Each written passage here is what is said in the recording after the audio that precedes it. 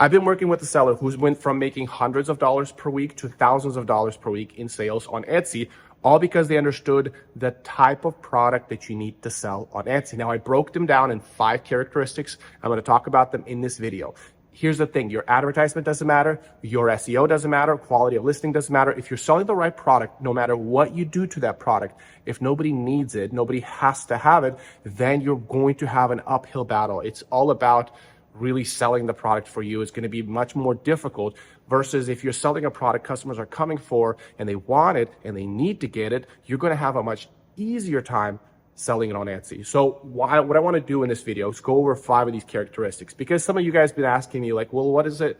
What are the important things of a listing or of a product that I need to have in order for it to sell or give the results that I described in this channel? By the way, if you are new to this channel, welcome. My name is Vlad. I've been selling on Etsy for about 7 years, and I have an Etsy shop with over 120,000. Altogether, I probably sold over 200,000 sales on Etsy. And I also consult and manufacture for top performing Etsy shops. So there's something about the Etsy marketplace that I understand. I also work with smaller sellers that just are getting started. Like I said, they're getting their first 100 sales or first 1,000 sales. I really understand how to hit the ground running. So make sure to subscribe to this channel, hit the bell notification, because sometimes they are time sensitive, might as well. What are the 5 characteristics? So before I talk about them, let's talk about kind of what I mentioned occasionally on video to video. You want to sell a need-based product. There's a want-based product, need-based product. When there is something that customers need, they come and they buy it, right? Because there's a need for it. There's going to be consequences if they don't. And when you sell that product, you're really going to have a better conversion rate. You're going to have you're going to spend much less on advertisement. You're going to have much easier time competing with other competitors that might be in a neighboring niche, right? Because they need that exact product. But when you're selling a want-based product, well, then you're competing not only within the niche, but you're going to be competing with other niches as well. For example, if you're selling a shirt, but if you're ranking on the keywords gift for him or gift for her, well, now you're competing with other products, completely different niches, and so your competition goes way up because people don't know what they want, but they want something, and so it becomes very, very expensive on the advertisement end. But when it's a need-based product, then you're really owning that traffic when it comes to Etsy. So it's really, really important that you identify what products customers absolutely need, the urgent products, and they're not going to leave Etsy until they buy it. Okay, so the first one, how do you identify that? All of these kind of have to do, they are both urgent and important, right? There's a timeline to it, and they're really important. And how do you identify what is urgent and what is important? So the first one is, if you go ahead and take your time fulfillment and you bring it down to say 1 day or 24-hour fulfillment, and you on the thumbnail you say we'll fulfill in 24 hours, how fast do your sales jump?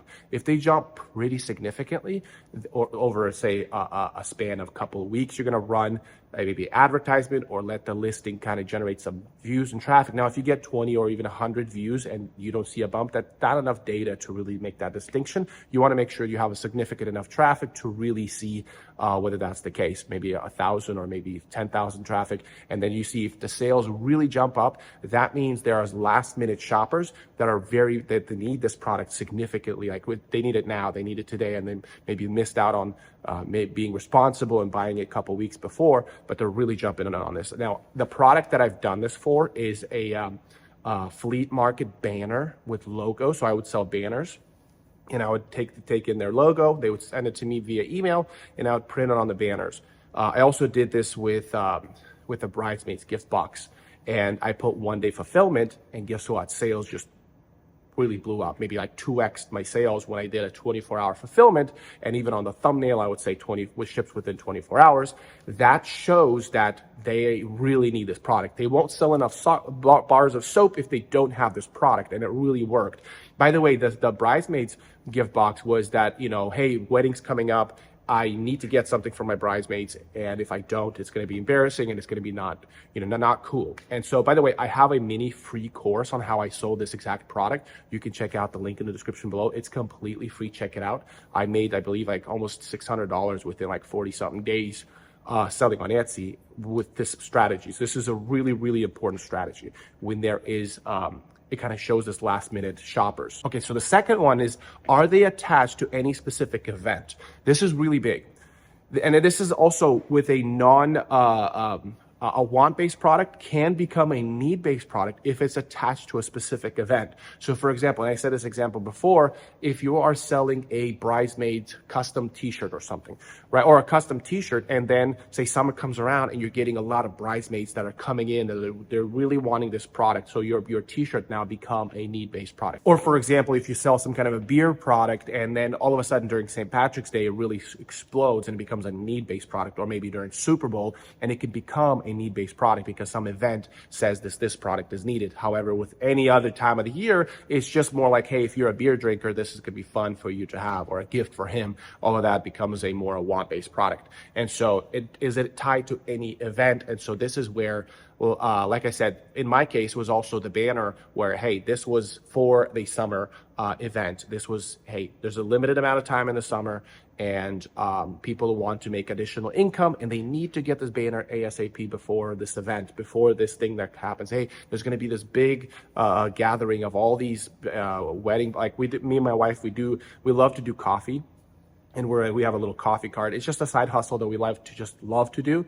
And so we went to this where all the brides and the grooms, they go to these stations, and there's photographers, there's wedding planners, people that do decorations and all that stuff. And then those are our coffee cart, and everybody's gathering, and everybody's got their signs and banners. And that's where I got the idea, like, hey, what if I sell a banner for these kind of events? And there was urgency to it. There was this, I have to get it. If I don't, then when I go to that event, it's going to be a problem. And so that's why that product did well. So it was attached to a specific event, like flea markets, or I forgot the other word for it, but it was attached to a particular event. That's, by the way, why holiday season is such a big season to sell, is because it's a central event for a lot of people, for families and gatherings and things like that. And the third one is, are they attached to specific people or culture? And this is very important, right? You have Cinco de Mayo's, then you have other cultures that are celebrating, or for example, right now,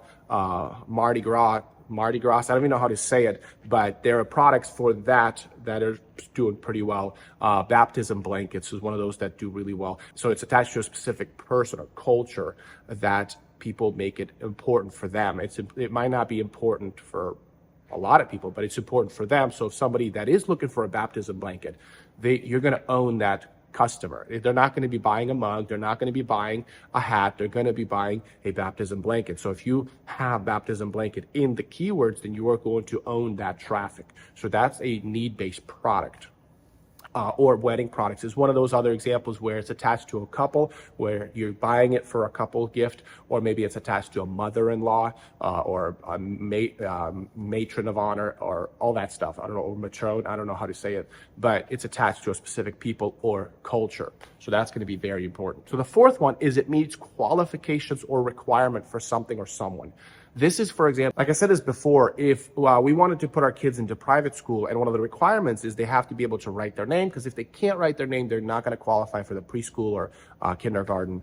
They're not going to qualify to enter the class. And so we really needed to have our kid to write their name. And so we went and we wanted to get name trace boards. So it's a qualification for our daughter to get into school. Now, we also wanted to take our daughter to art school or art class. And however, the art class, they say, hey, she needs to have all these things with her when she gets here. And so we made sure to get all those requirements because we want her to go into this art class. And so requirements or qualification for something or someone, right? So that's what, when you start to think, and it's a good way to, like, hey, we're going to do this thing. What do we need? And there's a checklist, and see if there's something that you can sell in that checklist, and see if there's a big enough audience for that checklist that you can provide. That's why art supplies is such a big market in the Etsy marketplace, because it's a qualification for some. It's not just a want-based product. There are things that are happening. People are going to class, people are doing crafts, and if they want to do this for maybe their church camp is coming up, hey, I'm in charge of crafts and fun and crafts games. Hey, I'm going to go to Etsy to buy this checklist, right? So it's those things that really will sell if you are really honing in on the specifications or requirements for someone or something. All right, so the last one, and this is my most practical, my favorite one, is do more than one competitor succeed in selling this product? So the way I do that is I go on the reviews, I put on most recent, and I see are they having at least one review each day. If they're doing one review each day, they're getting at least 10 sales a day, or 5 to 10 sales a day.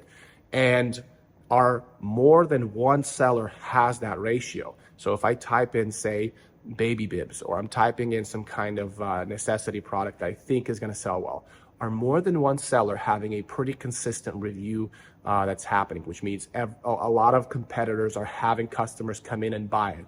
That means there's this demand for those products. And when I see that, I not only identify that being a good product, then I look through the photos and I try to find what those products are used for. And then I formulate my listing to then satisfy that need, that demand that customers are looking for, because there's a good chance that my customers that will be coming to my listing will be coming from the same perspective or from the same need, and really identify what are the 5 of these traits that this product is satisfied. Now, it could be multiple. The more out of the checklist that I just mentioned that you can satisfy, the more you could find, then that's going to be so much better. Now, here's the thing.